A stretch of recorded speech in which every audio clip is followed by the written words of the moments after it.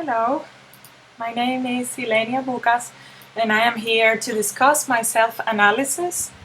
I want to begin with my goal or objective, and that is work as a graphic designer, but mainly from home if it is possible. That would be my first goal. Ideally, I would like first of all working on freelancing jobs, a few of them, and then possibly a firma, and that's a company in here or agency, and once again a company that would let me work mostly or altogether from home. The reason for that being that I have a little toddler that requires all my attention, and so also I would hate missing out on important days of her life. My strengths, I think, are number one, that I love what I do. And because of that, I can work any amount of hours until the work is done. And so I would think that employers would like that. Another one of my strengths is that I can easily and quickly adapt to different working environments. So if I was to go to China, I wouldn't mind that, or any other country, Africa, South America. I can speak a few languages, so that would make it easy for me to communicate with people from other countries. I think this also comes handy for traveling a lot around the same country, even around the US, if you can adapt to different cultural environments too. So then I think my other strength, it's my most valuable one, is that I am bluntly honest. And even though honesty today may be something hard to find, I think that it is the right way to do anything. And even though it may be the hardest, it is always the right way. And you will always feel good about yourself because you did the right thing. So you want to make sure, at least for me, I am as honest as I can be. I'll move on to my weaknesses. And one of my weaknesses, I think, are that my number one priority is my family.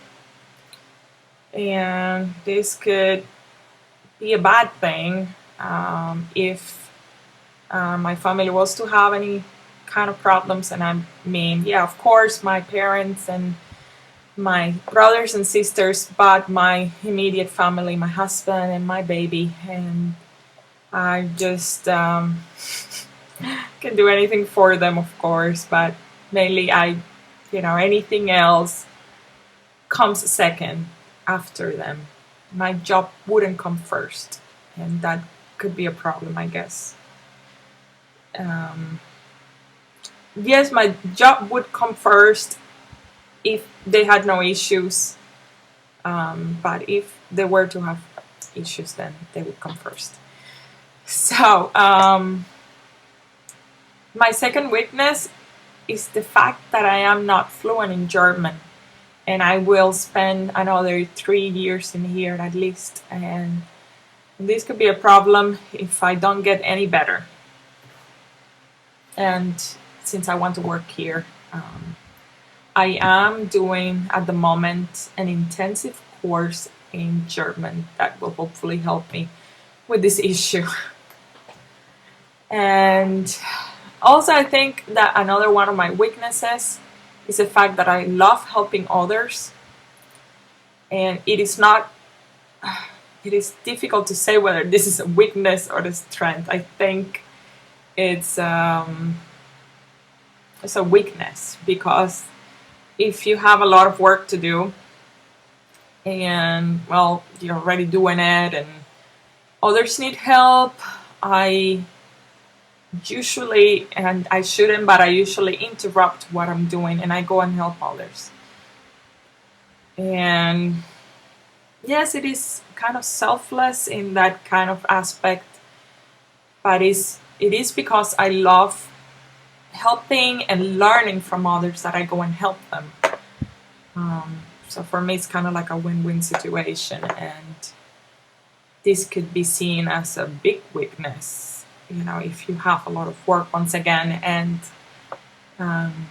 you don't get to it until the end of the day, and then it's already time to leave. Everybody has left. You've helped everybody, and it has happened to me before that I have to work, after hours and finish my reports and finish all my paperwork before I can go home, just because I have helped others. So, like I said, I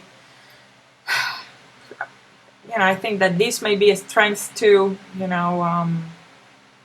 I think that is up to the person that is looking through the spyglass. Like anybody else, I do have more than 3 weaknesses and more than 3 strengths.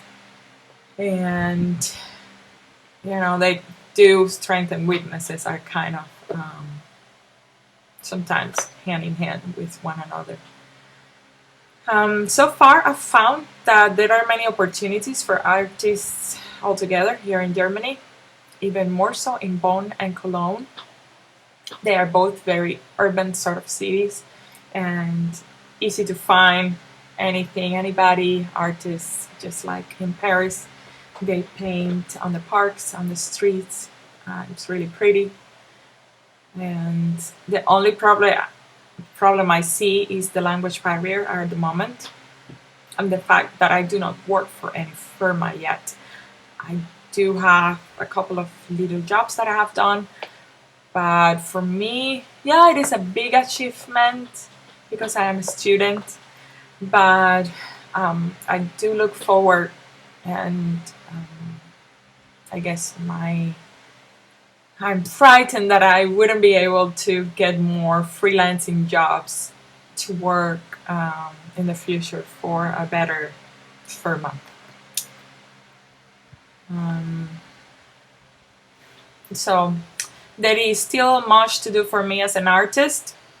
I'm currently painting an oversized canvas, doing different things. I am also in the process of creating a head with a face and hair in Maya, just a little project that I want to put together and learn more about 3D design, Maya and 3ds, and a whole lot more about JavaScript. I want to learn more about Flash animations. Though I know the basics, I do want to be better in these programs. This is my goal for the summer, and to be able to get as good as I am in Illustrator. All of this knowledge can suddenly add so much to my strengths, and so I think it is really important that I am able to complete a few tutorials, that I'm able to recognize all tools in all of this software. And opportunities-wise, I see opportunities everywhere. One has to just go for them. I've just applied for a job in California, and I told my husband about it, and he's like, "Oh, I hope they let you work from home. That would be awesome."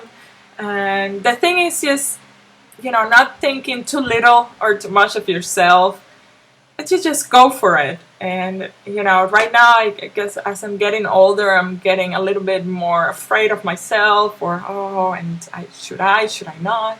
The thing is just to do it, You can't be wrong by doing it.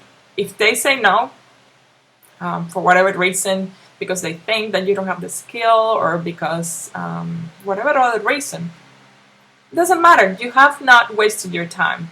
I think that, and I learned this in flight attendant school in the airlines, that the worst that can happen is that you do have an interview, or that they say no, but it is practice, very much needed practice that you will need in the future if you are going to get that job. There are many questions that come to me, all the time. Have the same insecurities as any other new artist, graduating student. The questions are, will you be able to learn as quickly as you do now in the future? Of course not. You have to, continue learning all the time. There's always new people, new artists emerging, and people that will be better than you, and you just have to try and keep up and do not give up. Another question is, will you be able to learn the technology at all? If there's new technology and you are, of course, used to, for example, the Adobe software, where if another company was to come out with better software, and suddenly Adobe would be obsolete, and that's what you're used to work, and so you always have to, continuously refresh yourself in all software, just so that way, when something does come new, it will be easier for you to learn. And another question is, will you be able to keep up with other designers? That is actually the biggest question for me.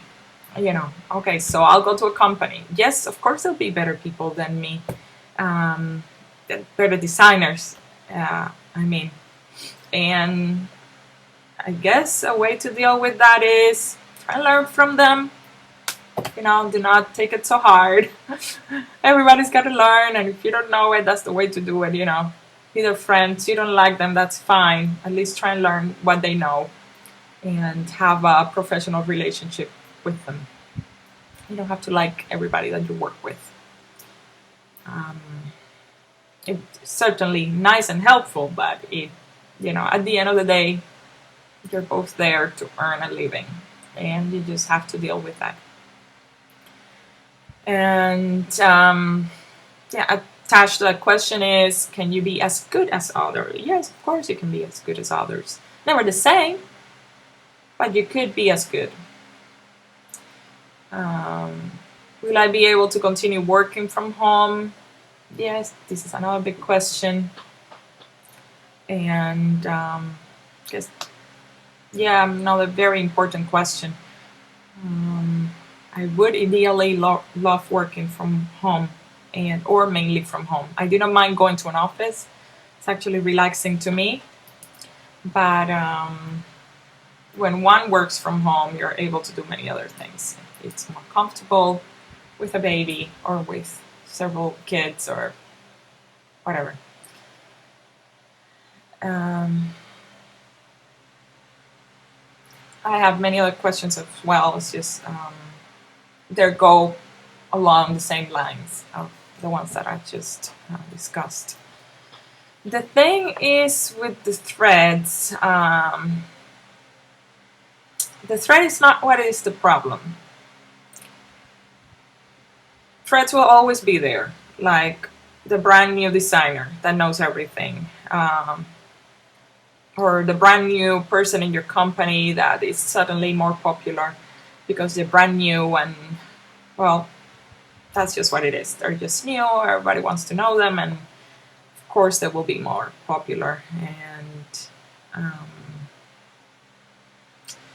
there will always be better, smarter employees than you at the place you work. So there'll always be those things there, and if they're not, they'll be coming, or you always have to learn how to deal with these issues in a manner that you'll always appear professional, which is very important, I think. When you are at home, you are at home, and just you can let a little bit of yourself, a little bit of that out at work. But mainly, you do have to keep your professional attitude at all times. Very important. To say, if there is someone that is a better designer at work, like I said, I would try and learn from them, or try harder, try and learn, so I can be as good as them. The trick is ultimately to not give up on yourself, to do all things that you always want to do, the things that you specifically like to do. I go back to like individualism. You need to be your own self. You will never be the same as another designer. You will have your own ideas, and that is what makes you you. That is what makes you unique.